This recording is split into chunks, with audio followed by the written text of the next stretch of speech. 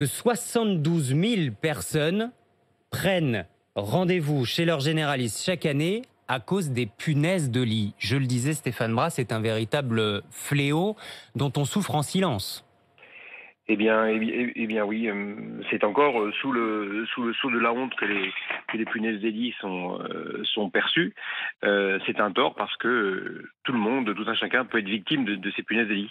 Il n'y a pas du tout de catégorie sociale plus exposée que d'autres. Ça n'a rien à voir avec l'hygiène. Nous sommes bien d'accord, Stéphane Bras. Non, non, non, bien sûr, effectivement, elle voyage avec nous, elle nous accompagne, elle vit à nos dépens. Et très clairement, il n'y a pas de catégorie sociale plus touchée les unes que les autres. Alors comment on se retrouve avec des punaises de lit chez soi ?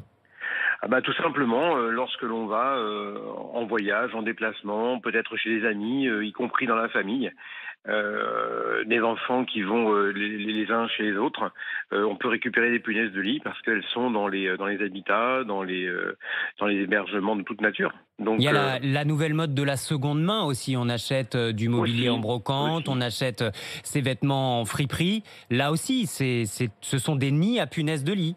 Ben, c'est un risque accru, hein, c'est un risque complémentaire, effectivement. Elles sont dans les meubles, effectivement, dans les vêtements, dans les livres, dans des jouets.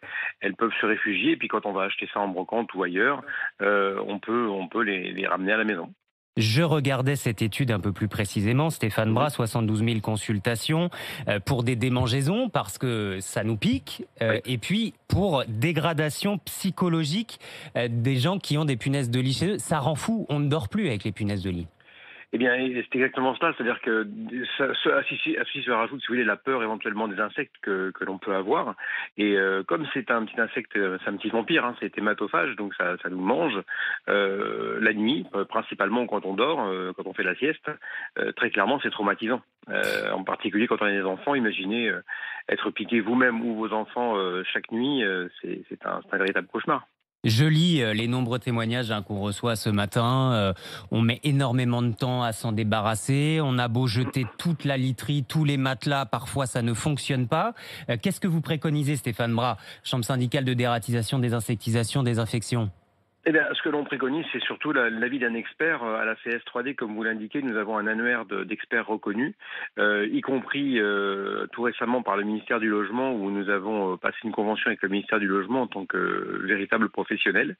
C'est prendre conseil auprès de la CS3D, établir un diagnostic, ne pas faire n'importe quoi, ne pas commencer à traiter au petit bonheur la chance, et Y prendre aller le seul, conseil. ça ne fonctionnera pas.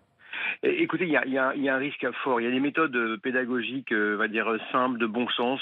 Prendre conseil encore une fois. Et vraiment seul, c'est très difficile de s'en débarrasser. Et suivre tout un protocole bien précis. Et à cette Ça coûte condition-là, combien, uniquement. ça coûte combien une intervention chez vous ? 300, 350 €, c'est ça ? Ben, non, en fait, si vous voulez, c'est pas une réponse facile en ce sens que ça peut coûter ce que vous dites, mais éventuellement plus ou moins. Ça dépend vraiment de la situation. Ça dépend du logement. Absolument. Et De de l'investation. l'envahissement Eh aussi. oui, eh oui, eh oui. Stéphane Bras, merci beaucoup pour tous vos conseils. Merci à vous. J'ajoute juste une chose, punaises de lit présentes sur Terre, écoutez bien, depuis 100 millions d'années. Elles existaient déjà à l'époque des dinosaures. Mais oui, on en apprend tous les jours. Stéphane Bras, merci encore d'avoir été avec nous.